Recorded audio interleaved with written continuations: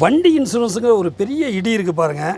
இது ஓன்போர்டு வண்டிக்காரங்களுக்கு கூட பரவாயில்ல. ஆனால் அந்த டீபோர்டு வண்டிக்காரங்க படுற பாடு இருக்குது எப்பா சொல்லி மாடாது. எப்படின்னா ஒரு 10 அல்லது 20 வண்டி இருக்க ஒரு டாக்ஸி ஸ்டாண்ட் இருக்குது பாருங்கள். இந்த 20 வண்டிக்காரங்களும் வருஷத்துக்கு 15 ரூபா வீதம் ஒரு 20 வருஷத்துக்கு 60 லட்ச ரூபா இன்சூரன்ஸ் கட்டிடுவாங்க. இதில் 20 வருஷத்தில் ஏதாவது ஒரு வண்டிக்கு தான் ஆக்சிடென்ட் ஆகும்.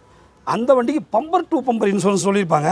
ஆனால் இவங்க போய் இன்சூரன்ஸ் கம்பெனியில் கேட்டு ஒரு 4 லட்ச ரூபா செலவாகுதுன்னு வச்சுங்க, வண்டிக்கு 1.5 லட்ச ரூபா வாங்குறதுக்குள்ளே உங்களுக்கு தாவு தீந்துடும். அதை பார்க்க வர்றவங்களுக்கு சம்திங் இதெல்லாம் கொடுத்து கூட 1.5 லட்ச ரூபா 2 லட்ச ரூபா தான் கிடைக்கும். சரி, இப்படி தான் ஆகிப்போச்சு. 20 வருஷமாக இன்சூரன்ஸ் கட்டிகிட்டு இருப்பாங்க, வண்டிக்கு எதுவுமே ஆகிருக்காது. ஏதாவது கடைசியில் கிடைக்குமா? எதுவும் கிடைக்காது. ஆனால் இதே மனிதர்களுக்கு போடக்கூடிய இன்சூரன்ஸில் எதுவுமே ஆகலைன்னா அதுக்குன்னு மெச்சூர் டைம் இருக்குது. 10 வருஷம் 20 வருஷம் வருஷம் கடைசியில் அந்த தொகையை கொடுத்துருவாங்க. இதுதான் நியாயமாக இருக்கணும். அதனால் இந்த மாதிரிலாம் இல்லாமல் முழுக்க வண்டிக்காரவங்கள மோசடி பண்ணி தான் இந்த இன்சூரன்ஸ் வசூலிக்கப்படுது. அதனால் இதை கண்டிக்கணும், உடனடியாக நடவடிக்கை எடுக்க எல்லாம் கோரி